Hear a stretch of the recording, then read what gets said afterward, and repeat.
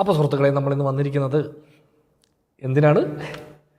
വെറുതെ ഇങ്ങനെ സൂര്യ ഫാൻസ് ഞങ്ങളോട് ക്ഷമിക്കണം, വീണ്ടും ഞങ്ങൾ വന്നിരിക്കുകയാണ്. നമുക്ക് സൂര്യയോട് യാതൊരു വിധത്തിലുള്ള പ്രശ്നമില്ല. ഞാനും ഒരു സൂര്യ ഫാനാണ്. ഇതെല്ലാം തവണ എടുത്തെടുത്ത് പറയണ്ട അല്ലേ? ഇടയ്ക്കിടയ്ക്ക് പറയണ്ട, ഇടയ്ക്കിടയ്ക്ക് എടുത്ത് പറയണം. ഇത് നമ്മളെ കൊണ്ട് പറയിച്ച് പോകുന്നതാണ്, ഞങ്ങൾ പറഞ്ഞു പോകുന്നതാണ്. അപ്പോൾ നമ്മളിന്ന് വന്നിരിക്കുന്നത് വേറൊന്നും വേണ്ടിയല്ല, വെങ്കി അത്ലൂരി ഡയറക്റ്റ് ചെയ്ത് സൂര്യയുടെ ഈ വർഷത്തെ 2ാമത്തെ റിലീസായിട്ട് വന്നിരിക്കുന്ന വിശ്വനാഥ് ആൻഡ് സൺസിൻ്റെ ഒരു ഡിസ്കഷനുമായിട്ടാണ്. സോ ഈ സിനിമ കാണാൻ ഈ ഡിസ്കഷൻ വീഡിയോ കാണുന്ന സൂര്യ ഫാൻസ് ഉണ്ടെങ്കിൽ അവരുടെ പ്രത്യേക ശ്രദ്ധയ്ക്ക്, നമ്മൾ ഈ സിനിമയെ പറ്റിയാണ് സംസാരിക്കുന്നത് അല്ലേ?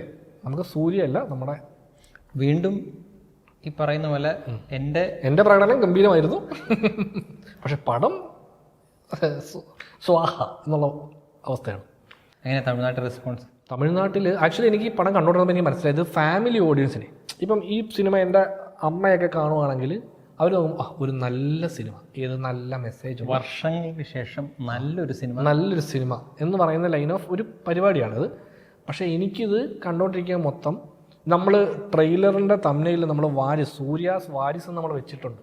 അപ്പോൾ കുറേ പേര് ഒഫൻഡ് ആയിട്ട് വന്ന്, എടാ അത് സൂര്യ വാരിസ് ഒന്നുമില്ല, നിങ്ങൾ കഥയൊക്കെ വേറെ ആയിരിക്കും.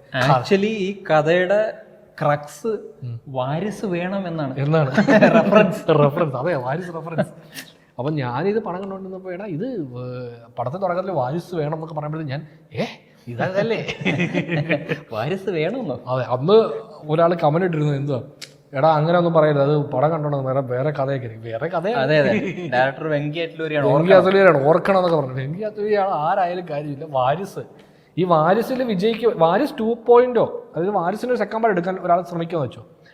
അപ്പോൾ അത് ഇഷ്ടപ്പെടുന്നവർക്ക് ഇത് ഇഷ്ടം. അപ്പൊ അത് തന്നെ. അപ്പൊ പക്ഷെ എനിക്ക് ബേസിക്കലി കണ്ടോണ്ടിരുന്നപ്പം വാരിസിനേക്കാൾ കുറച്ചുകൂടെ ടോൺ ഡൗൺ വേർഷൻ ആയിട്ട് തോന്നി. വാരിസ് ഞാൻ കണ്ടിട്ടില്ല, എനിക്ക് വാച്ചബിൾ. അതെ, വാച്ചബിൾ, അതാ പറഞ്ഞത്. എനിക്കിത് കണ്ടോണ്ടിരുന്നപ്പോൾ തോന്നിയത് ഇത് എന്നെ ഉദ്ദേശിച്ചല്ല ഇത് എടുത്തു വെച്ചേക്കുന്നത് എന്നാണ്. പക്ഷെ ഇതിന്റെ ഓഡിയൻസിൽ എത്തുവാണെങ്കിൽ അവർക്ക് ആസ്വാദനം ഉണ്ടാവും. എനിക്ക് ചുറ്റും ഒരു ഫാമിലി കപ്പിൾ ഓഡിയൻസുകളായിരുന്നു, അവർ ചിരിക്കുന്നുണ്ട്. ഞാൻ ഫസ്റ്റ് ഡേ പടം കാണാൻ ചെന്നപ്പോൾ, അതായത് ഞാൻ പോകുന്നത് രാവിലെ 9:30 ഷോ ആണ്. ആ ഷോയ്ക്ക് വളരെ കുറച്ച് ആൾക്കാരുള്ളൂ, ലൈക്ക് ഒരു 10-12 ഹൗസ്ഫുള്ളായിരുന്നു. അതായത് എനിക്ക് തോന്നുന്നു 10-12 പേരെ ഉണ്ടായിരുന്നു ഞാൻ ചെന്നപ്പോൾ. അത് കഴിഞ്ഞ് പെട്ടെന്ന് ഒരു ബസ് വന്ന് നിന്നിട്ട് കുറച്ചധികം തമിഴ്നാട്ടിൽ നിന്നുള്ള പിള്ളേരെന്ന് പറഞ്ഞാൽ ഈ പറഞ്ഞ കോളേജ് സ്റ്റുഡൻസ് ആയിരിക്കും തോന്നുന്നു. അങ്ങനെ ഒരു 10-25 പിള്ളേർ, ഒരു ബസ് നിറച്ച് പിള്ളേർ വന്നിറങ്ങി പടം കണ്ടു.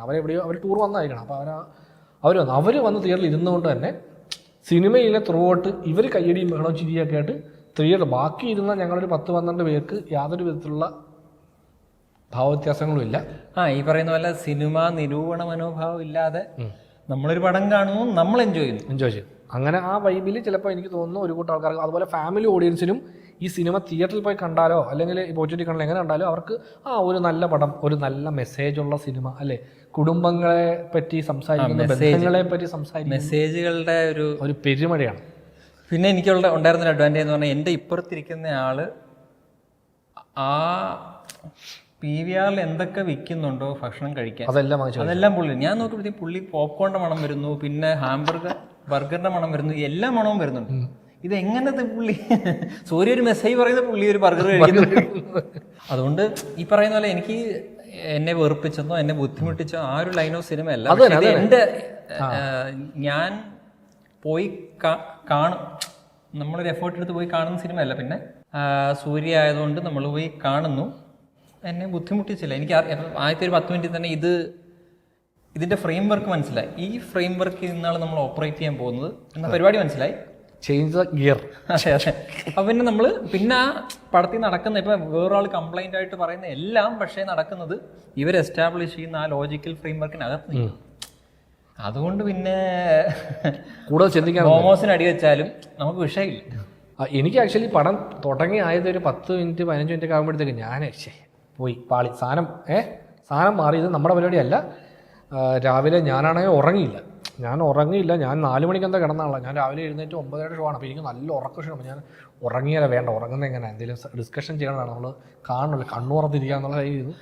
പക്ഷെ സിനിമയിൽ മമിത വന്നു കഴിഞ്ഞപ്പം ഞാൻ ഹാപ്പിയായി. അതായത് എനിക്ക് സിനിമയിൽ ഈ സിനിമ കാണാൻ എനിക്കുള്ള ഒരേ ഒരു പ്രചോദനം മമിത ബൈജു ആയിരുന്നു.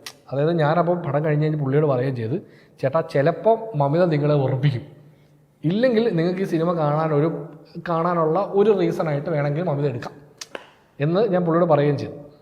അപ്പോൾ എനിക്ക് ബേസിക്കലി ഈ സിനിമ കാണാനുണ്ടായിരുന്ന ഒരേ ഒരു റീസൺ അത് മമിതയാണ്. കാരണം ഈ പുള്ളിക്കാരുടെ ലൈൻ എന്ന് പറഞ്ഞു കഴിഞ്ഞാൽ ക്രിഞ്ചിൻ്റെ ക്യൂട്ട്നെസ്സിൻ്റെ നടുവിലൊരു ലൈൻ വരച്ചിരിക്കാം.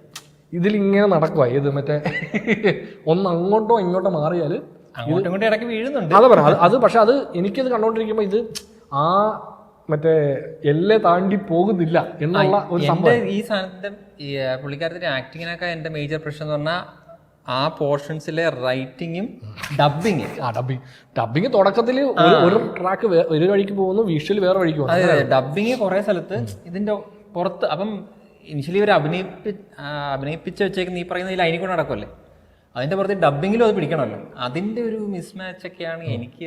പക്ഷെ നമ്മൾ അതിനെ പറ്റി ഈ സിനിമയിൽ സംസാരിക്കേണ്ട കാര്യമില്ല.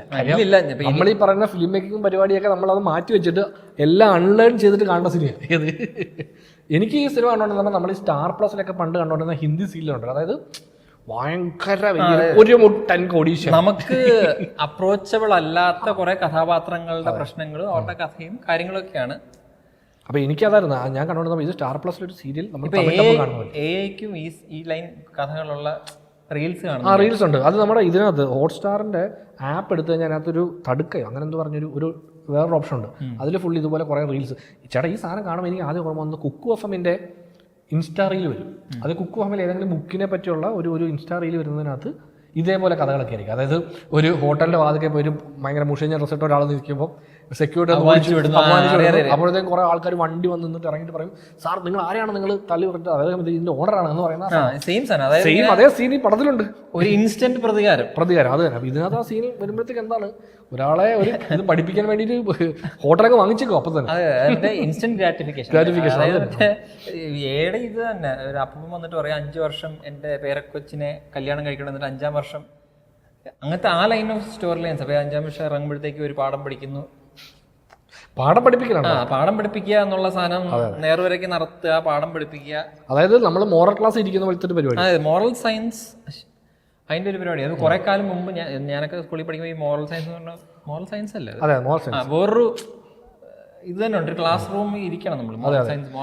എനിക്ക് അന്നും അത് മനസ്സിലായിട്ടില്ല അതിന്റെ പരിപാടി. ഞാനതിങ്ങനെ ആലോചിച്ചു എന്തിനാണ് നമ്മൾ ഇത് പഠിക്കുന്നത്. അപ്പൊ ഈ പറയുന്നത് അത് നമ്മൾ നല്ല വഴിക്ക്, അത് പഠിച്ചാൽ നിങ്ങൾ നല്ല വഴിക്ക് നടക്കും.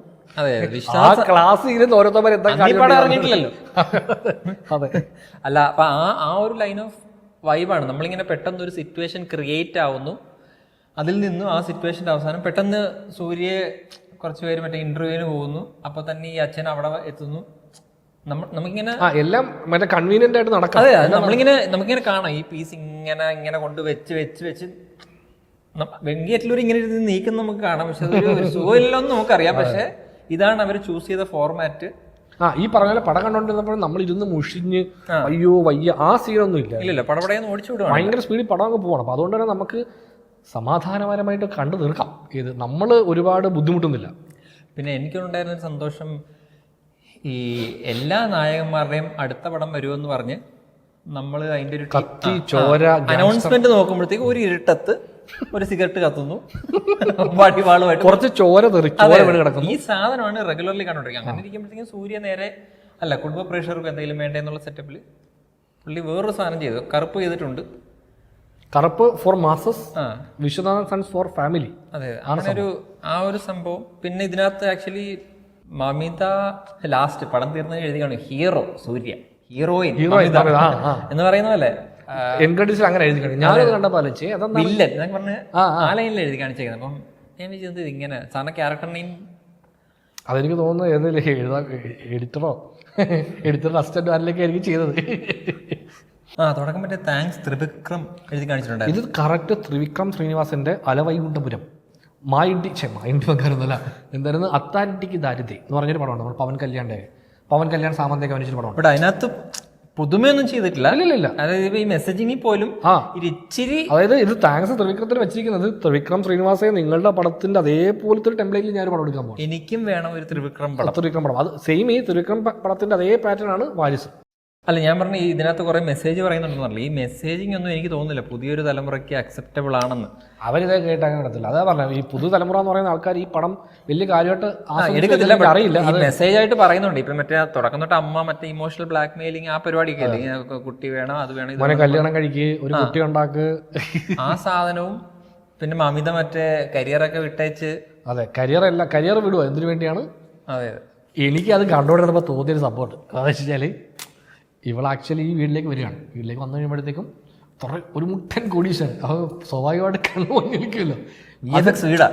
അതുകൊണ്ട് ഇത് കണ്ടു കഴിയുമ്പോൾ സ്വാഭാവികമായിട്ടും നമ്മളിപ്പോൾ ഈ ക്യാരക്ടറിനെ ഒരു ഗോൾഡ് ഡിഗർ ആയിട്ട് കാണാതിരിക്കാൻ വേണ്ടി എന്തൊക്കെ ചെയ്യാൻ പറ്റുമെന്ന് ചോദിച്ചു കഴിഞ്ഞാൽ, ഇവള് ഇദ്ദേഹത്തിൻ്റെ ഈ സ്വത്തോ ഈ ഒരു ഇതും കണ്ടല്ല ഇഷ്ടപ്പെടുന്നത്, ഇദ്ദേഹത്തിൻ്റെ നന്മ കണ്ട് ഇഷ്ടപ്പെടുന്നത്.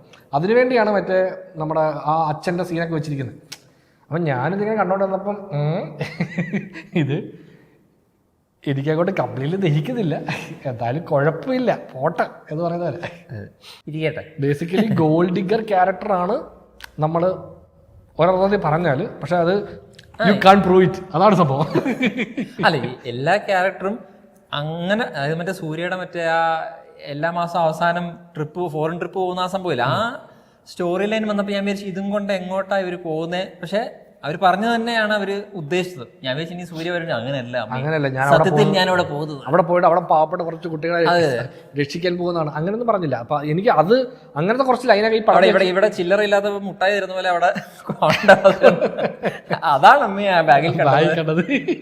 അങ്ങനെയൊക്കെ സ്റ്റോറി ലൈൻ ഉണ്ടാക്കുമെന്ന് മറ്റേ നന്മയാവുന്നതുകൊണ്ട് സ്വാഭാവികമായിട്ട് അതൊക്കെ ആൾക്കാർ അത് 40 വയസ്സുള്ള ഒരാൾ. അത് ശരിക്കും ഈ ആ ടോപ്പിക്ക് ശരിക്കും ഒരുപാട് സംസാരിക്കാൻ സംഭവം ഇല്ലേ?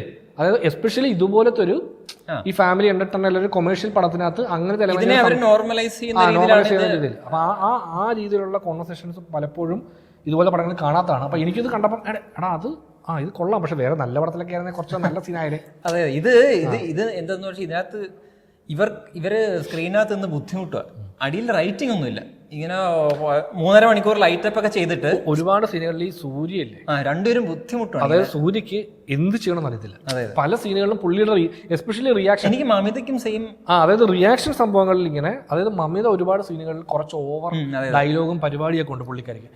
ആ സീനുകളിലൊക്കെ സൂര്യ ഇങ്ങനെ ആക്ച്വലി ജസ്റ്റ് റിയാക്ഷൻ മാത്രം കൊടുത്താൽ ഡയലോഗ്സ്, ഒരുപാട് ഡയലോഗ് പറയുന്നില്ല. അപ്പോൾ എനിക്ക് ഈ സീനുകളിലൊക്കെ മമിതയുടെ എനർജി എനിക്ക് ഇഷ്ടപ്പെട്ടു.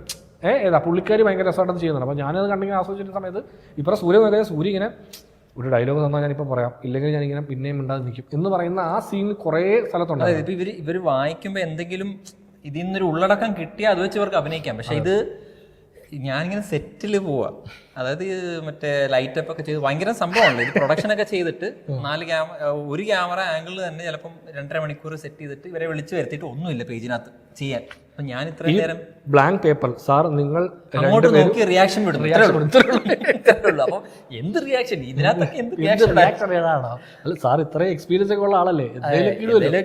ബേസിക്കലി അതാണ് ഇത്. ഇവര് ആക്ച്വലി ഈ ആക്ടറിനെ ട്രസ്റ്റ് ചെയ്യണം. അതായത് ആക്ടറിന് എക്സ്പീരിയൻസ് ഉണ്ട്, അതുകൊണ്ട് ആക്ടേഴ്സിനെ കൊണ്ടിട്ട് അവര് അത് ഹാൻഡിൽ ചെയ്തോളും എന്നുള്ളൊരു ചിന്തയായിരിക്കും. പക്ഷേ ഈ ഷൂട്ടിംഗ് സ്റ്റൈലിൽ ചേരത്തില്ല. കാരണം ആക്ടേഴ്സിന് ഇൻപുട്ട് കൊടുക്കണം, എന്നാലേ അവർക്ക് എന്തെങ്കിലും പുതുതായിട്ട് തരാൻ പറ്റത്തുള്ളൂ. ഇവരെ സംബന്ധിച്ചോളം പല സീനുകളിൽ ഇവരെല്ലാവരും അതാ പറഞ്ഞത്, ഒരാൾ ഡയലോഗ് പറയുമ്പോൾ ബാക്കിയുള്ളവരുടെ റിയാക്ഷൻ സീനുകൾ നിങ്ങൾ ശ്രദ്ധിച്ചാൽ മനസ്സിലാവും അവർക്ക് അറിയില്ല ഇത് എന്താ നമ്മളിവിടെ ചെയ്യേണ്ടത്.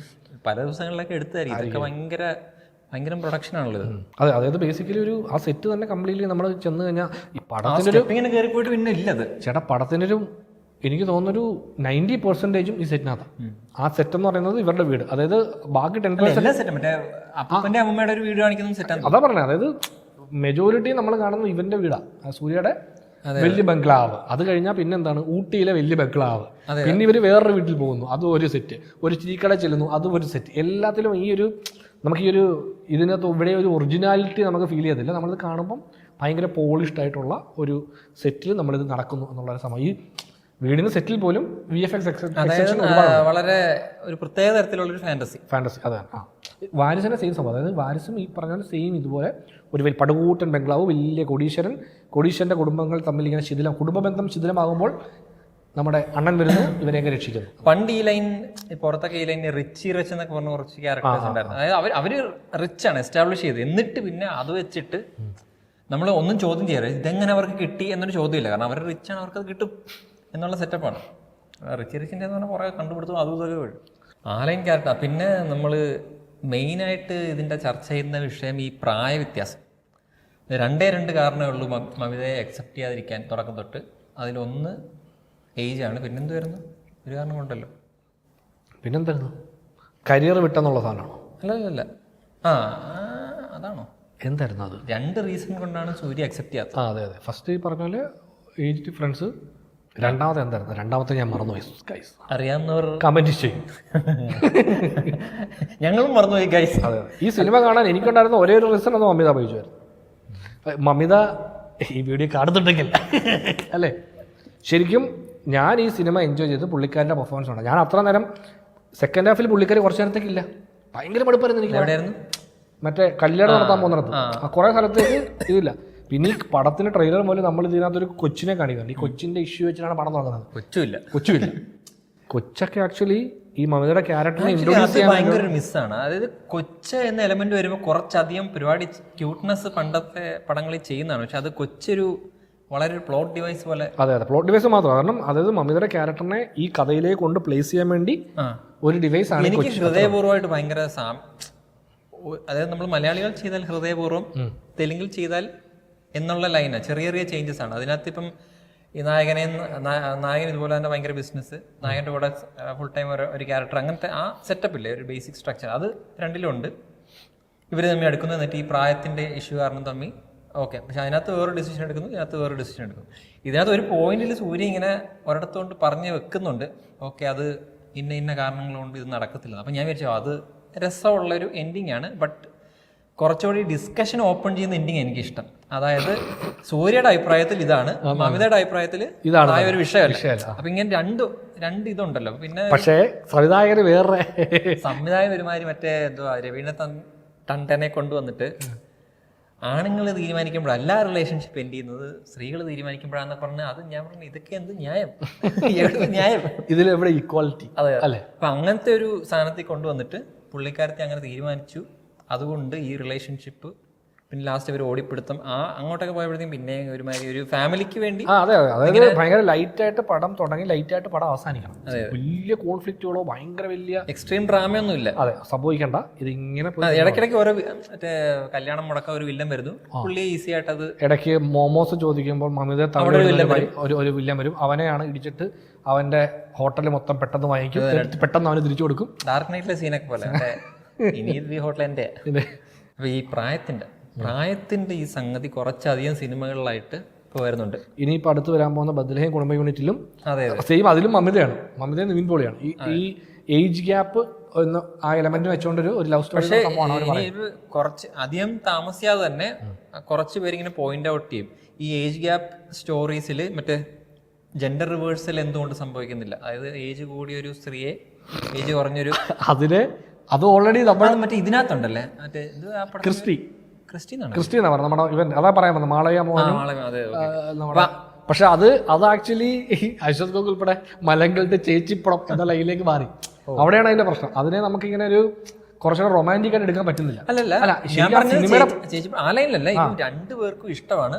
പക്ഷേ അങ്ങനെ തോന്നും രണ്ട് ക്യാരക്ടേഴ്സ്. അതാ പറഞ്ഞ ആ സാധനം ചെയ്യുമ്പോഴേ അതിനെ പ്രോപ്പറായിട്ട് ഇതൊരു റൊമാൻറ്റിക് ലൈനിലേക്ക് കൊണ്ടുപോകാൻ ഭയങ്കര ബുദ്ധിമുട്ടാണ്. അപ്പൊ ഇതിനകത്ത് ആക്ച്വലി രണ്ട് ക്യാരക്ടേഴ്സിന്റെയും അതിൻ്റെ അകത്ത് റൈറ്റിംഗ് ഇച്ചിരി നീറ്റാണ്. അതായത് സൂര്യയുടെ ക്യാരക്ടറിനെ കൃത്യമായിട്ട് എന്താണ് ഫീൽ ചെയ്യുന്നതെന്ന് നമുക്ക് മനസ്സിലാവും. ഇന്ന റീസൺ കൊണ്ടാണ്. മമിത എന്തുകൊണ്ട് ഇഷ്ടപ്പെടുന്നു എനിക്ക് മനസ്സിലായില്ല. പക്ഷെ അവിടെയാണ് ഞാൻ ഈ പറഞ്ഞ നമുക്ക് ഇങ്ങനെ ചിന്തിക്കാം, ഇതൊരു ഇത്രയും വലിയ പണക്കാരനെ കണ്ടു, ലൈഫ് സെറ്റിൽ ആവും. പുള്ളിക്കാരുടെ ഇനിഷ്യൽ ആവശ്യം തന്നെ പൈസയാണ്. അപ്പൊ ഇയാളെ എല്ലാം കഴിച്ചു കഴിഞ്ഞാൽ ചുമ്മാ അമ്മയോടൊക്കെ പറയുന്നുണ്ട് എനിക്ക് വേണം. അല്ല, അമ്മയോട് പറയുന്നുണ്ട് പണത്തിക്കകന്ന് നിനക്കറിയാം എന്ന് ചോദിക്കും. അപ്പൊ ഡയറക്ട്ലി ചോദിക്കും. ഞാനത് ഇതൊക്കെ പറയുന്നത് നമ്മളെ വെളുപ്പിക്കാൻ പറയുന്നത്. അത് കേൾക്കുമ്പോൾ പുള്ളിക്കാരും കുഴപ്പമില്ല. പുള്ളിക്കാരെ സംബന്ധിച്ചോളം മകന് തന്നെ പ്രായം ആരെങ്കിലും കല്യാണം കഴിക്കാൻ എന്നുള്ള ലൈനിലാണ് ഈ അമ്മയുടെ എന്തെങ്കിലും നടക്കട്ടെ, അത് തന്നെ. നിനക്ക് ഇപ്പൊ അവൻ പൈസക്കാണ് പൈസക്ക് എന്തെങ്കിലും നടക്കട്ടെ എന്നുള്ള മൈൻഡ് സെറ്റിലാണ് അവര്.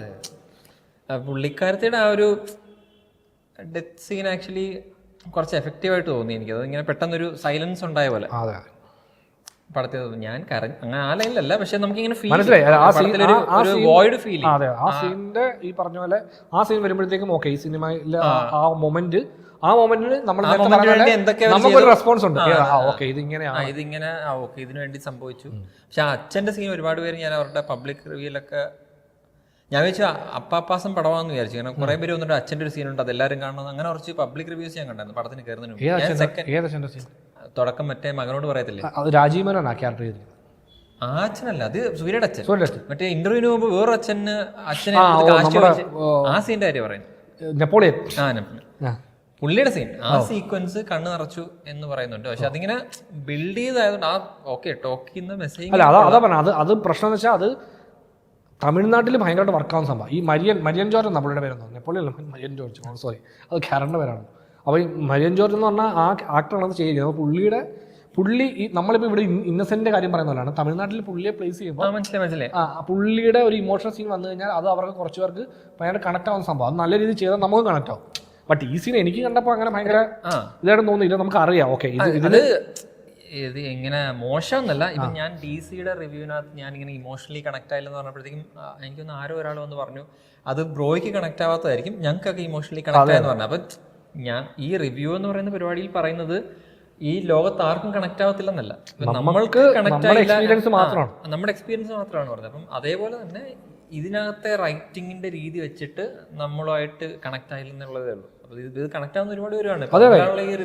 അതാ പറഞ്ഞത്, ഇതിപ്പം ഫാമിലി ഓഡിയൻസിന് ഇത് ഭയങ്കരമായിട്ട് വർക്കാവെന്ന് പറയാൻ കാര്യം ഇതൊക്കെയാണ്.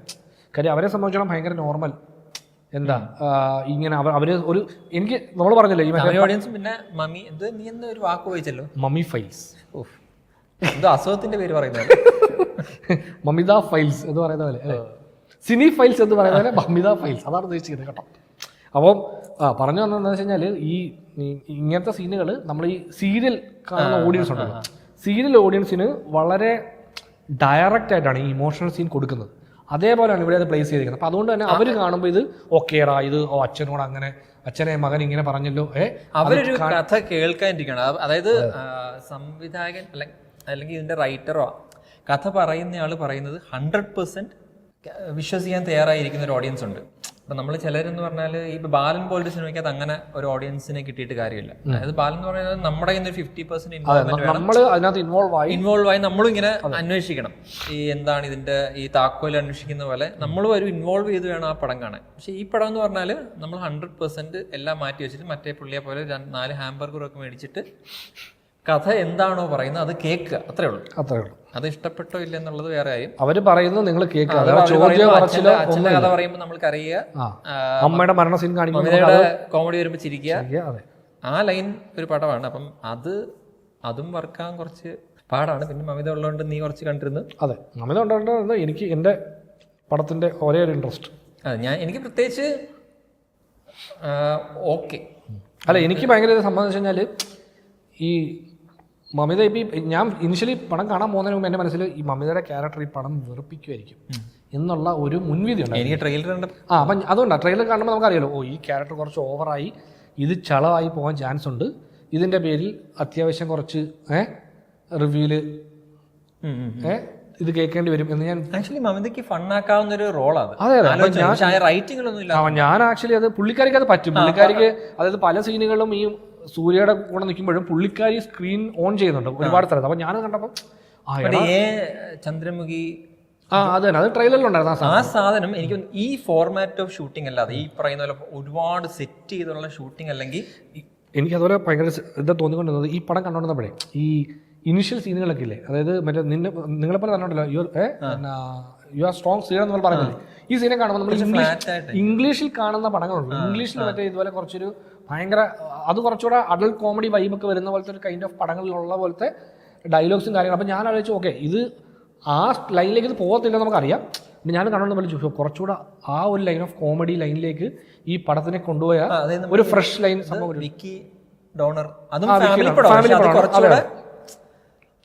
എനിക്കൊന്ന് പറയാം, ഹോളിവുഡിൽ ഇങ്ങനത്തെ ഒരുപാട് കോമഡി പടങ്ങൾ ആക്ച്വലി പുള്ളി തന്നെ ഇങ്ങനത്തെ ഒരു എന്താ പറയാ, നമ്മൾ ടാബു ആണെന്ന് കരുതുന്ന കുറച്ച് സബ്ജക്ട്സിനെ എടുത്ത് കുറച്ച് ഫൺ ലൈനിൽ അത് പ്രസന്റ് ചെയ്ത് കുറച്ചുകൂടെ ഫാമിലിക്ക് ആകുന്ന രീതി. പക്ഷെ ഇവരെങ്ങോട്ടും പോകുന്നില്ല, ഭയങ്കര സേഫാണ്. അതെ ഇത് സേഫ് കളിയാണ്. സേഫ് കളിയാണ്. എന്നിട്ട് സേഫ് കളിച്ചിട്ട് ഇവര് 10 കഥ അതിനകത്ത് പറഞ്ഞിട്ടുണ്ട്. ആദ്യം മമിതയെ കൊണ്ടുവരുന്ന കഥ മാത്രമല്ല 10 മെസ്സേജും. 10 മെസ്സേജ്, ഓരോ കഥയിലും ഓരോ മെസ്സേജ്. ആ നാസറിന്റെ സ്റ്റോറി ലൈൻ എല്ലായിടത്തും ഓരോ കുഞ്ഞു കുഞ്ഞു വില്ലന്മാരെ ഇട്ടിട്ട് എല്ലാം സോൾവായി അങ്ങ് പോവാ. പിന്നെ അപ്പൂപ്പന്റെ അമ്മയുടെ അവിടെ പെട്ടെന്ന് സൂര്യ പോകുന്നു, സോൾവ് ചെയ്യുന്നു, പെട്ടെന്ന് സോൾവ് ചെയ്യുന്നു, എല്ലാവരും സൂര്യ വരുന്നു, സോൾവ് ചെയ്യുന്നു, അവസാനം എല്ലാവരോടും ഒരു ഡാൻസ് പാട്ട് പരിപാടി. പാട്ട് കഴിയുമ്പോഴത്തേക്കും രവീന്ദ്രൻ ടണ്ടനുമായിട്ടുള്ള സീന്, ആ സീനില് ഇന്റർവെല്ലില് സെക്കൻഡ് ഹാഫ് മമിത ഇല്ല, കൊച്ചിനെ പിടിച്ച് ബാക്ക്ഗ്രൗണ്ടിൽ നിൽക്കുക. അതുകൊണ്ട് തന്നെ എനിക്ക് സെക്കൻഡ് ഹാഫ് വീക്കായിരുന്നു. എനിക്ക് ഫസ്റ്റ് ഹാഫ് രസമായിരുന്നു. കാര്യം എന്ത് ചെയ്യണമെന്ന് അതായത് എനിക്ക് ബാക്കിയുള്ള എല്ലാ ക്യാരക്ടേഴ്സും എനിക്ക് കുറച്ച് മടുപ്പായിരുന്നു. ഞാൻ നോക്കുമ്പോൾ പുള്ളിക്കാരി വന്ന് മമിത ചെയ്യുന്ന ഓരോ സീനുകളിലും എന്തൊക്കെയോ രസമുണ്ട്. ഏതാ നമുക്ക് ഫൺ വർക്കാവുന്നുണ്ടോ ഇല്ലയോ തന്നെ അപ്പുറത്തേക്ക് ഈ സീനൊക്കെ എന്തോ പരിപാടി ഉണ്ട്, അതിന് എന്തോ നടക്കുന്നുണ്ട് അത്. പക്ഷേ സെക്കൻഡ് ഹാഫിലേക്ക് വന്നു കഴിയുമ്പോഴത്തേക്കും സീരിയൽ കറക്റ്റ് സീരിയൽ മോഡിലേക്ക് പോയതാണ്. അതെ, അവര് പറയുന്നുണ്ട് അതുകൊണ്ടാണ് ഞങ്ങൾക്കെല്ലാം ഇഷ്ടപ്പെട്ടതെന്ന്. അതെപ്പോ സംഭവിച്ചു നമ്മളിങ്ങനെ അറിയിക്കും. ലാസ്റ്റേ അവള് എന്തോ രവീനാഥനും മറ്റേ സൂര്യയും മമിത അപ്പുറത്തിരിക്കുക, ഇവരും സംസാരിക്കുമ്പോൾ അപ്പുറത്തേക്ക് നാ റെഡി എന്ന് പറയത്തില്ലേ, എന്നിട്ട് മമിത എഴുന്നേറ്റ് പോകും. അപ്പൊ ഇവനെന്തോ പറയും, എന്തോ വായാടിന്നോ അങ്ങനെ എന്തോ പറയും. അപ്പൊ അതുകൊണ്ടാണ് ഞങ്ങൾക്കെല്ലാം അവളെ ഇഷ്ടപ്പെട്ടതെന്ന് പറയും. അപ്പൊ ഞാൻ വിചാരിക്കും ഇവര് തമ്മിൽ കാണുന്നത് ഡാൻസ് കളിച്ചല്ലേ ഉള്ളൂ. അതെ, ആ ഡാൻസ് നമ്മൾ ശ്രദ്ധിക്കത്തില്ല. അങ്ങനെ ആ ഒരു വൈബ് നമുക്ക് കിട്ടിയില്ലെന്ന് ഉദ്ദേശം. മറ്റേ അമ്മയുമായിട്ടുള്ളത് പിന്നെയും കുറെ സീനും അതൊക്കെ ഉള്ളതുകൊണ്ട് അത് തന്നെ. അതായത് ഷാദിക ശരത് കുമാറും മമിതയും തമ്മിൽ അവരുടെ കോമ്പിനേഷൻ കുറച്ച് വർക്കാവും. അപ്പൊ അതിനകത്ത് നമുക്ക് കാണുമ്പോൾ ഇത് രസം ഉണ്ടല്ലോ എന്ന് തോന്നും. ബട്ട് അത് ഒരു പോയിന്റ് കഴിയുമ്പോഴത്തേക്കും എനിക്ക് തോന്നിയത് ഈ രസം പുഷ് ചെയ്തല്ലേ വരും. ഈ സെന്റിമെന്റ്സ് വരുമ്പോഴത്തേക്കും ഓക്കെ അവർക്ക് ഒരു പരിധി വരെ കൊണ്ട് വീഴ്ത്തുന്നുണ്ട്. പക്ഷെ ഈ രസം എന്തോ രസമായില്ല. അതെനിക്ക് തോന്നിയത് ഈ ഫോർമാറ്റിലല്ല ഇത്രയും ഗ്രാൻഡ് ആക്കണ്ടായിരുന്നു ഈ പടം. കുറച്ചുകൂടെ കുഞ്ഞി പടമായിരുന്നെങ്കിൽ. അല്ല, അത് ഗ്രാൻഡ് ആക്കുന്നതുകൊണ്ട് തന്നെയാണ് ഈ പടത്തിന്റെ അത് കൺവീനർ റൈറ്റിന്റെ ഭാഗമാണ്. എല്ലാം നടക്കുമല്ലോ ചേട്ടാ. ഈ ക്യാരക്ടറിന് വേറെ സ്ട്രഗിൾ ഒന്നുമില്ല. അതെ, കൊച്ചിനെ കളിപ്പിക്കുക. ആ റെഡ് കാറിൽ ഒരു 2 റൗണ്ട് അടിക്കാൻ പറയുമ്പോൾ അതായത് ഈ മെയിൻ ക്യാരക്ടറിന് ബേസിക്കലി വലിയ പ്രശ്നങ്ങളൊന്നുമില്ല. പുള്ളിക്കൊരു നീടോ ഗോളോ ഒന്നുമില്ല. പുള്ളി ബേസിക്കലി നിൽക്കുകയാണ്. അമ്മ പറഞ്ഞതുകൊണ്ട് മാത്രം ആ ഒരു വാരിസ് വേണമെന്ന് പറഞ്ഞപ്പോൾ ഒരു കൊച്ചിനെ മറ്റേ ഇതുവഴി ഫെർട്ടിലിറ്റി ക്ലിനിക്ക് ത്രൂ ഒരു സറോഗസി പ്രഗ്നൻസിയോടെ ഒരു കൊച്ചിനെ ഉണ്ടാക്കുന്നു. ഈ കൊച്ചിനെ കൊണ്ട് പുള്ളി തിരിച്ച് നാട്ടിൽ വരുന്നു. കൊച്ചിനെ നോക്കാൻ ആൾക്കാർ, വീട്ടുകാർ എല്ലാവരും ഉണ്ട്. അങ്ങനെ ഇരിക്കെ കൊച്ചിനൊരു പ്രശ്നം ഉണ്ടാകുന്നു. ആ പ്രശ്നം പരിഹരിക്കണമെങ്കിൽ കൊച്ചിൻ്റെ സറോഗറ്റ് അമ്മ വരണം. അപ്പോൾ അതിന് സ്വാഭാവികമായിട്ട് ആ അമ്മയെ വിളിച്ചുകൊണ്ടിരുന്നു. കൈൻഡ് ഓഫ് ഈ സാധനം നമ്മൾ നോക്കുമ്പം എല്ലാം ഭയങ്കര സ്മൂത്താണ്. ഇപ്പോൾ പുള്ളി അമേരിക്ക പോകണോ, പെട്ടെന്ന് പോവുക, ജെറ്റ് എടുത്ത് പോകുന്നു. അതുകൊണ്ട് തന്നെ ഈ കോൺഫ്ലിക്റ്റുകൾ ഇല്ല ഇതിനകത്ത്. തമാശ ഫോർമാറ്റും അതെ കോൺഫ്ലിക്റ്റ് ഉണ്ടാക്കാന്നുള്ളതല്ല ഉദ്ദേശം. ഞാൻ പറഞ്ഞത് ഇപ്പോൾ അല്ലല്ല ഈ സിനിമയിൽ നമ്മൾ ആലോചിച്ച ഈ പടത്തിൻ്റെ മെയിൻ കോൺഫ്ലിക്റ്റ് എന്ന് പറഞ്ഞാൽ, കോൺഫ്ലിക്റ്റ് ഇല്ലെന്ന് പറഞ്ഞാൽ ഒരു കോൺഫ്ലിക്റ്റ് എന്ന് പറഞ്ഞാൽ മമിതയുടെ ക്യാരക്ടറിന് ഇദ്ദേഹത്തോട് ഇഷ്ടം തോന്നുന്നു. ഈ ഇഷ്ടം തുറന്നു പറയുന്നു. സൂര്യ ഒരു നോ പറയുന്നു. ഈ സെക്കൻഡ് ഹാഫ് എന്ന് പറഞ്ഞാൽ എന്താ, ഒരു യെസ്. ആ യെസ് ഇന്റർവെല്ലിൽ പറഞ്ഞാൽ ഈ പടം അവിടെ ഫിനിഷാണ്. യെസ് ഉള്ളിലുണ്ട്. അത് ആ സീനും മമിത ഇഷ്ടം പറയുന്ന സീനും അതും എന്തോ ഒരു ആ സീൻ കാണുമ്പോൾ നമുക്കിത് ഭയങ്കര റൊമാൻറ്റിക് അല്ലല്ലോ. റൊമാൻറ്റിക് അല്ല, ഇതൊരു സേഫ് പ്ലേയാ. നമ്മൾ പറയുന്നത് ഇത് സേഫാണ്. ഇത്രയും കോടീശ്വരനായ ഒരാളെ കിട്ടിയല്ലോ, ഇനിയിപ്പോ നമ്മൾ എന്താ ആലോചിക്കാൻ. ഞാനിപ്പോ ഏതായാലും കൊച്ചിന്റെ അമ്മയായി, അതുകൊണ്ട് കല്യാണം കഴിച്ചാൽ മാത്രം മതി, വേറെ പ്രശ്നമൊന്നുമില്ല. അതുകൊണ്ട് പിന്നെ അടുത്ത സ്റ്റോറി ലൈൻ സ്റ്റാർട്ട് ചെയ്യണം. പുള്ളി തിരിച്ചു വന്ന് സമരം ചെയ്യുന്നു. പിന്നെ പെട്ടെന്ന് അത് സ്റ്റോറി ലൈനായിട്ടൊന്നും തുടങ്ങാനില്ലല്ലോ ചേട്ടാ. അത് ജസ്റ്റ് ഒരു സീനായിട്ടൊക്കെ നടക്കുക. ഇന്റർവെൽ പഞ്ചിന് കൊടുക്കാൻ വേണ്ടി ഒരു സാധനം കൊടുത്തു. സെക്കൻഡ് ഹാഫിൽ വരുന്ന ഉടനെ നേരെ കോർട്ട് തീരുമാനിക്കുക ഇങ്ങനെ ഒരു കാര്യം ചെയ്താൽ മതി, നിങ്ങൾക്ക് ഇത്ര സമയം കൊണ്ട് അന്നേരം തീരുമാനിക്കുക കൊച്ചിനെ ആർക്ക് കൊടുക്കണമെന്ന്. അങ്ങനത്തെ ഇൻഫർമേഷൻ കിട്ടി. ഈ സറോഗേറ്റ് ആ ഒരു കേസുകളിലെ നിയമവശങ്ങൾ അത്ര ക്ലിയർ അല്ലെന്ന് എന്തോ പറയുന്നുണ്ട് വക്കീൽ. അതെന്താ പരിപാടി അത് ഇവർക്കും അറിയത്തില്ലായിരിക്കും. ഞങ്ങൾ റിസർച്ച് നടത്തി. റിസർച്ച് നടത്തുമ്പോൾ നമുക്ക് ഡീറ്റെയിൽസ് റിസർച്ച് നടത്താത്തതുകൊണ്ട് സിമ്പിളായിട്ട് പറഞ്ഞു. അതിനെപ്പറ്റി നമുക്ക് വലിയ ധാരണയില്ല. അത് സിനിമയിൽ തന്നെ പറയുന്നത്. IPC ആ പേജ് മിസ്സിംഗ്. അങ്ങനത്തെ ഒരവസ്ഥയാണ്. പിന്നെ ഈ പടത്തിൽ മ്യൂസിക് ചെയ്ത ആരാ GV പ്രകാശ് കുമാർ. ഭയങ്കര നോട്ടീസബിൾ വർക്കൊന്നുമല്ല, പക്ഷേ ഇങ്ങനെ വൈബായിട്ട് അങ്ങ് പോകണം. പിന്നെ പാട്ടുകളൊക്കെ നേരത്തെ ഇറങ്ങിയതുകൊണ്ട് നമുക്ക് തിയേറ്റർ ചെയ്ത് കേട്ടിട്ടുണ്ടല്ലോ ഫീലുണ്ട്. എനിക്ക് പുള്ളി ഒരുപാട് വർക്ക് ചെയ്യുന്നുണ്ട്. ഞാൻ ഈയിടെ പുള്ളിയാണ് ഇപ്പം വിശാലിന്റെ മകുടം ചെയ്തിരിക്കുന്നത്. മകുടം ഗൈസ് ഞങ്ങൾ കണ്ടില്ല. കാര്യം ആ സിനിമ കാണണമെന്നൊക്കെ അതിയായ ആഗ്രഹമുണ്ടായിരുന്നു ഞങ്ങൾക്കല്ല, നിനക്ക്. പക്ഷേ ഷോ ഇല്ല, ഷോ നടക്കുന്നില്ല. എന്റെ പേരായിട്ട് പോലും ഞാൻ കാണത്തില്ല. 10 പേര് വന്നാലേ ഷോ നടത്തുന്ന അവർ പറയുന്നത്. ആളില്ല ഇവിടെ, അതുകൊണ്ട് പടം കാണാൻ പറ്റിയില്ല. സോ അപ്പോൾ വിശ്വനാഥ് സൺസിൻ്റെ ഡിസ്കഷൻ മാത്രം നിങ്ങൾ കണ്ട് ആസ്വദിക്കേണ്ടി വരും, ആശ്വസിക്കേണ്ടി വരും. പിന്നെ പടത്തിൽ ആരുണ്ട്? അനാർക്കലി മരക്കാർ. ആക്ച്വലി പുള്ളിക്കാരത്തി ആ യുഎസ് അത് ആ ഗെറ്റപ്പിൽ ചേരുന്നുണ്ട്.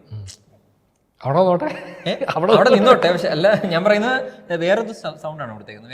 വേറെ ആരും ഡബ് ചെയ്തേക്കുന്നു തോന്നുന്നു. കാരണം അത് ഡബ് ചെയ്യാനും വേണ്ടി പുള്ളിക്കാരി പിടിക്കുന്നില്ല, കുറച്ച് സീനല്ലേ ഉള്ളൂ. അല്ല, ആ സംഭവം ലുക്ക് വൈസ് പുള്ളിക്കാരത്തി ചേരുന്നുണ്ട്. അതായത് ഇപ്പൊ അനാർക്കലി വേറെ പടത്തിലേക്ക് കണ്ടിട്ടുണ്ടെങ്കിലും ഞാൻ ആ സീൻ ഓപ്പൺ ചെയ്തപ്പോൾ ഞാൻ വിചാരിച്ചു, എനിക്ക് ഇനിഷ്യലി ഇപ്പൊ പുള്ളി മറ്റേ വീഡിയോ കോളും കാര്യങ്ങൾ ചെയ്യുമ്പോൾ മലയാളി നായികമാരെ അല്ല, ഞാനത് ചിന്തിക്കുന്നത് അപ്പോൾ പുള്ളി ഇനി ഇങ്ങനെ ഡേറ്റ് ചെയ്ത ആളെ വിവാഹം കഴിച്ച് കുട്ടി ഉണ്ടായി, അമ്മ മരിച്ചുപോയി. നമ്മൾ ട്രെയിലർ കണ്ട സമയത്ത് ചിന്തിച്ചപ്പോൾ ഞാൻ ചോദിച്ചു, അതൊക്കെ ഇനി എന്തോരം സമയം എടുക്കും. അങ്ങനെ ആയിരിക്കത്തില്ല. അപ്പൊ പെട്ടെന്ന് 360 ദിവസം ഇനിഷ്യലി ഞാൻ വിചാരിച്ചു, ഇവർ ഇത് ഇങ്ങനെ കണക്ട് ചെയ്ത് പോയി ഇങ്ങനെ ആ ലൈനിലേക്ക് പോകായിരിക്കും എന്ന് പറഞ്ഞാൽ ഞാൻ ചിന്തിപ്പിച്ചു പടം. പിന്നെ ഭയങ്കരമായിട്ട് അല്ല, കാര്യം പടം ഇതാണല്ലോ. നമ്മൾ ട്രെയിലർ കണ്ടപ്പോഴേ പടത്തിന്റെ ഒരു ഐഡിയ കിട്ടിയില്ലേ. അപ്പൊ നമുക്ക് ആദ്യം തോന്നി, ഈ കൊച്ചിന്റെ അമ്മ മരിച്ചു. ഈ സറോഗസി എന്നുള്ള എംഎൽഎക്ക് ഞാൻ പോയില്ല.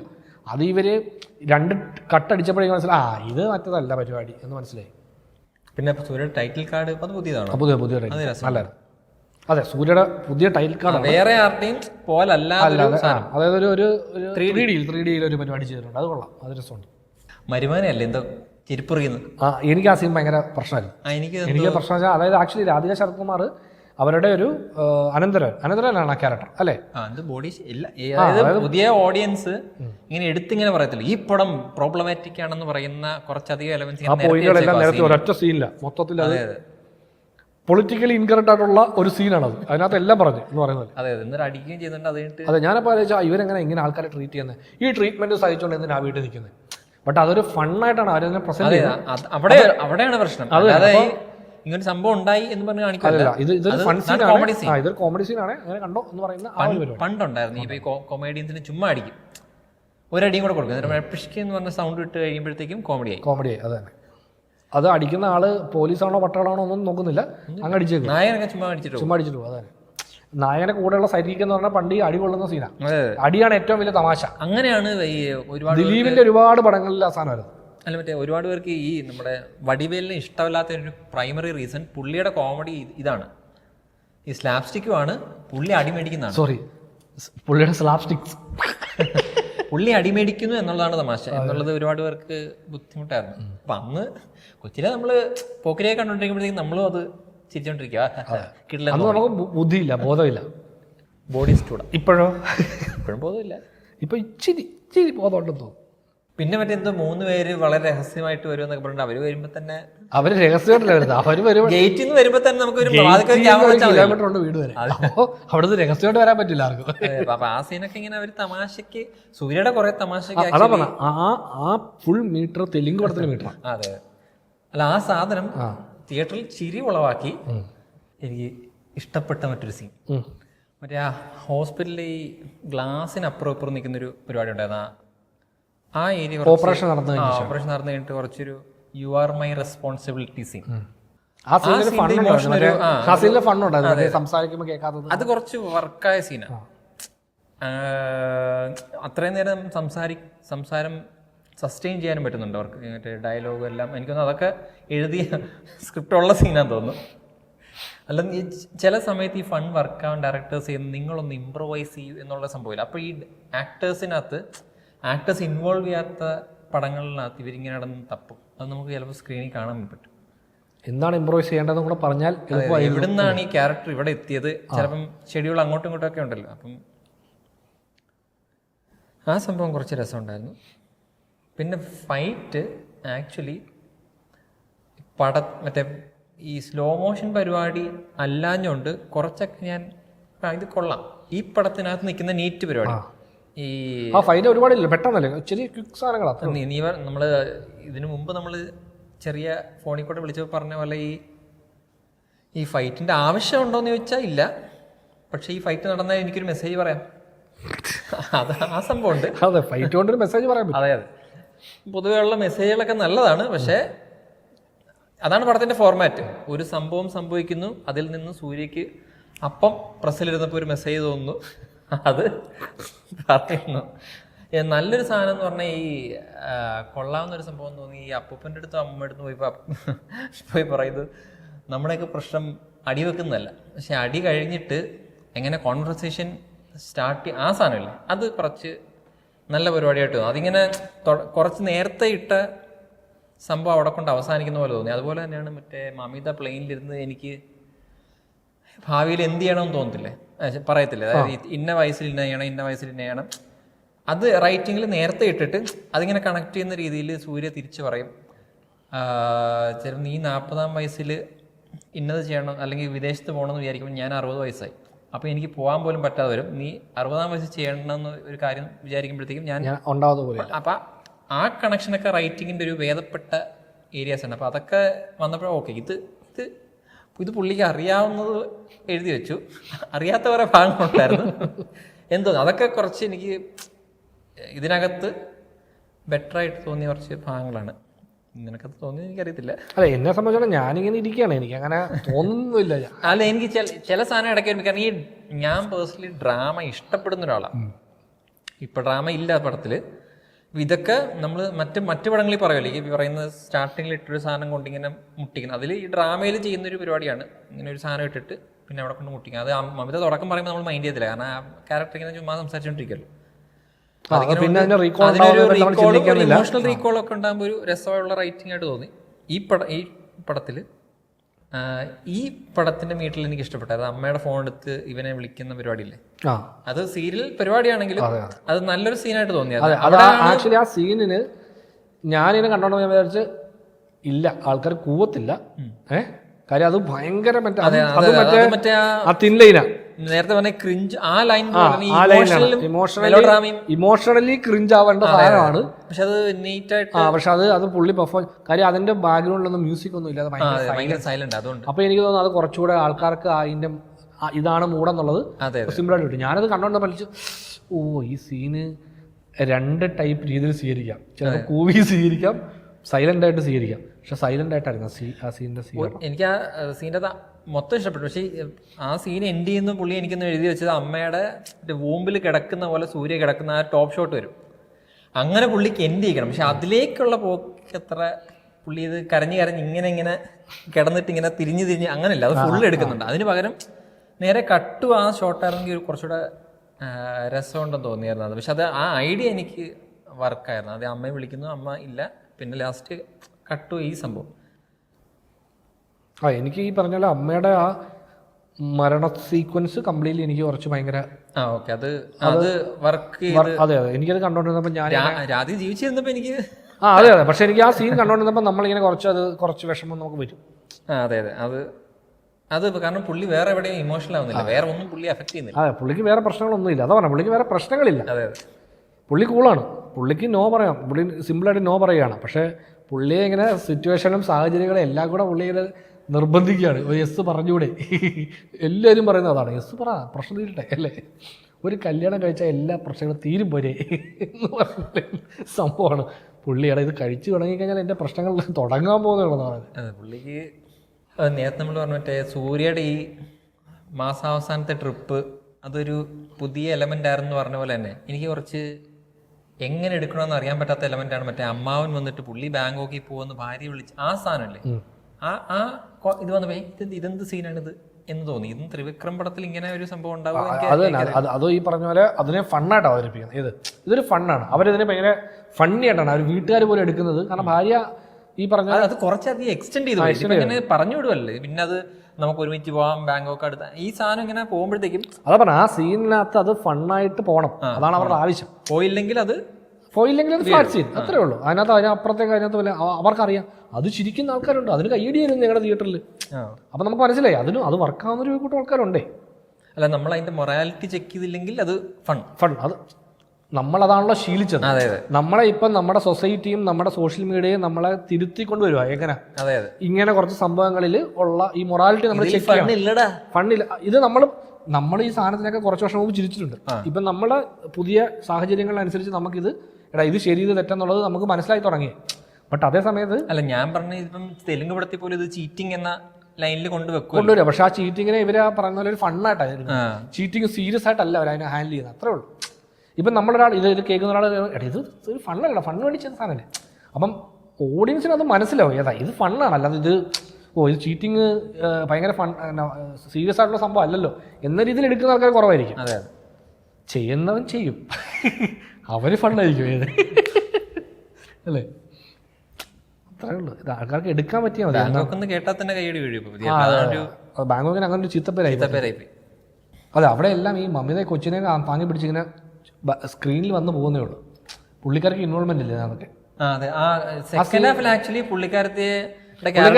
നിർത്തി ആ സീനിൽ പുള്ളിക്കാരി വരുന്ന എങ്ങനെയാണെന്ന് അറിയാം.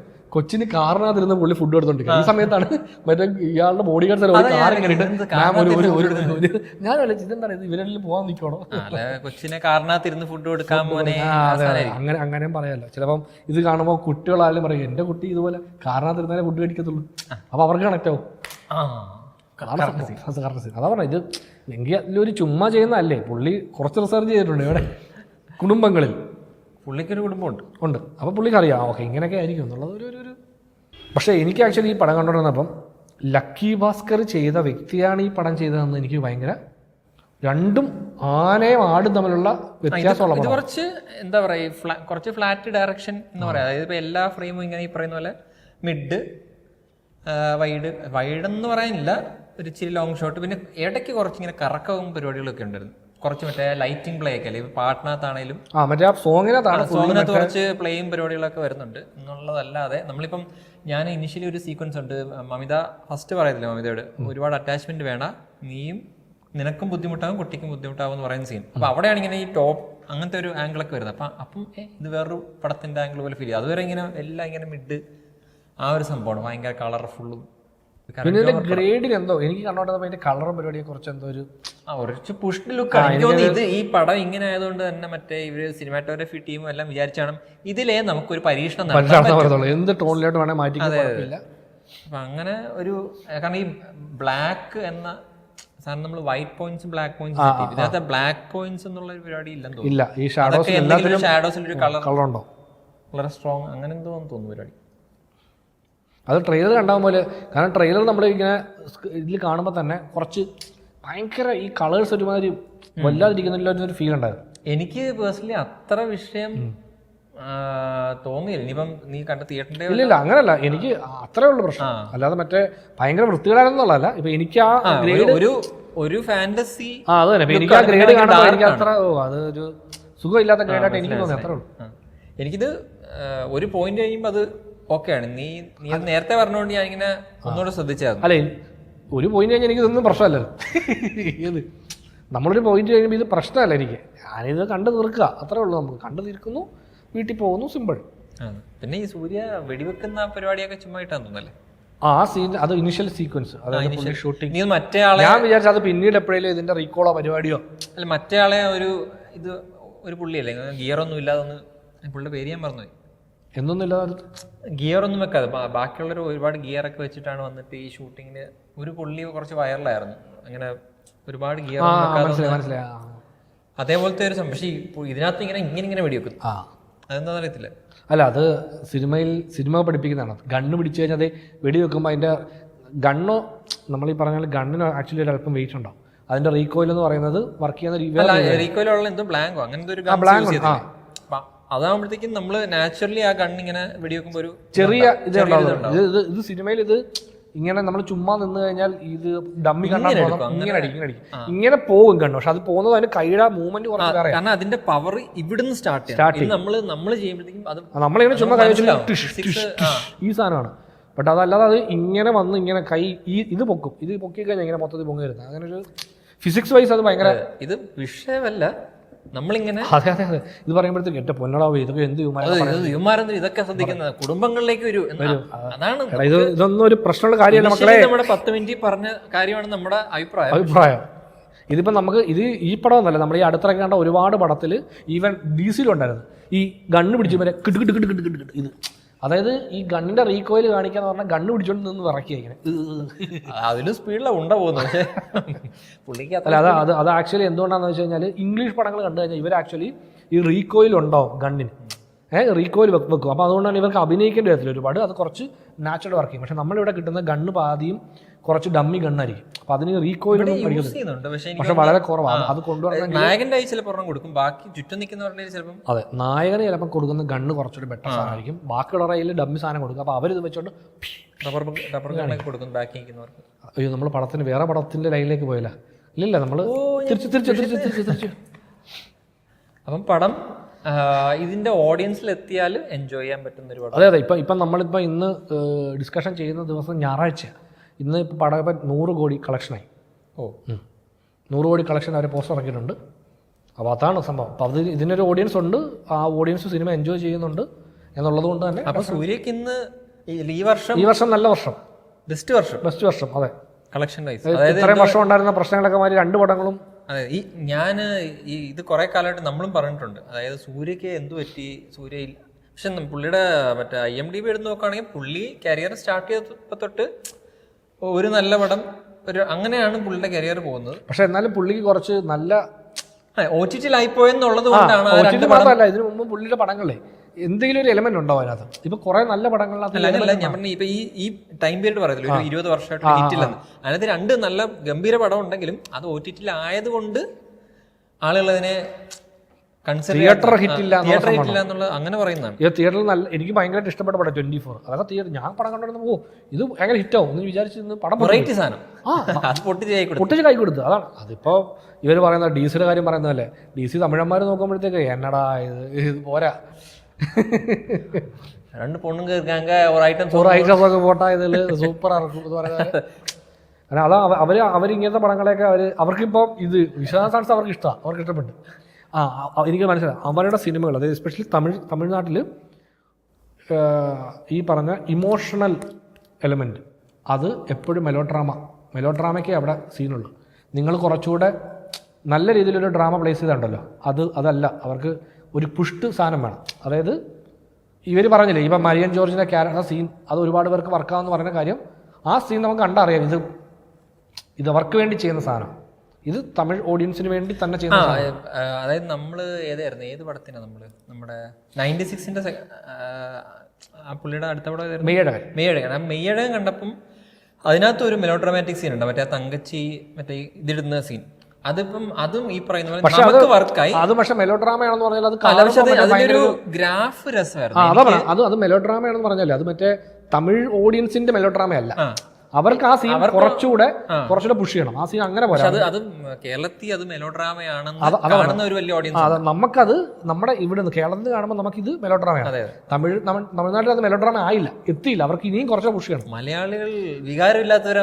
അതുകൊണ്ടാണ് അവർക്ക് ഈ പറഞ്ഞ പോലെ എപ്പോഴും അവരുടെ ഈ സിനിമകൾ ശ്രദ്ധിച്ചാൽ മതി. എന്തുകൊണ്ടാണ് ഡയറക്ടേഴ്സും ആക്ടേഴ്സും ഒക്കെ നമ്മൾ പറയുമല്ലോ ഈ ഇമോഷണൽ സീനിൽ എന്തിനാണ് ഇവർ ഇത്രയും കൂടുതൽ കരയുന്നത് എന്നത്, അത് അവരുടെ കൾച്ചറോ അല്ല അവരുടെ രീതിയോ അങ്ങനെയാണ്. അതെ, തീർച്ചയായും അത് കൾച്ചറൽ ഡിഫറൻസ് ആണ്. വേറൊരു കൾച്ചറിൽ നിന്ന് നോക്കുമ്പോഴത്തേക്കും അത് ഓവർ ആക്ടിങ് ആയിട്ട് തോന്നും. പക്ഷെ മറ്റേ ജയറാം ഏതോ ഒരു പടത്തിൽ പറഞ്ഞ പോലെ അത് തമാശയായിട്ട് പറഞ്ഞാണല്ലോ. നമ്മളിവിടെ അമ്മയെന്ന് വിളിക്കും, അവിടെ അമ്മ വിളിക്കും എന്ന് പറയുന്നത്. ആ സാധനം അതിൽ കുറച്ചൊരു സത്യമുണ്ട്. ഈ പറയുന്നതല്ല തമാശ അല്ലാതെയും നമുക്കിവിടെ എപ്പോഴും കുറച്ച് ഒരു മീറ്റർ ലൈവ്ലിയർ പരിപാടിയാണ് അവിടെ. നമുക്ക് എപ്പോഴും ഒരു നോർമൽ മീറ്റർ വേണം. നമുക്ക് അലറി വിളിച്ച് ഇങ്ങനെ നോർമലി ഇങ്ങനെ ഉള്ളിലേക്ക് വലിഞ്ഞോണ്ടിരിക്കണം. ഭയങ്കര സട്ടിലായിരിക്കണം, അങ്ങേറ്റം വേണം. സോ അപ്പോൾ ഗൈസ്, ഇതാണ് നമുക്ക് വിശ്വനാഥ് സൺസിനെ പറ്റി സംസാരിക്കാനുണ്ടായിരുന്നത്. സോ പടം കണ്ട നിങ്ങളുടെ അഭിപ്രായങ്ങൾ കമന്റിൽ പറയൂ, അല്ലേ? നമ്പർ പറയാനുണ്ടോ? നമ്പരോ? ഇതിപ്പോ ഓർമ്മിക്കേണ്ട അവസ്ഥ. തന്നെ ഓർമ്മ.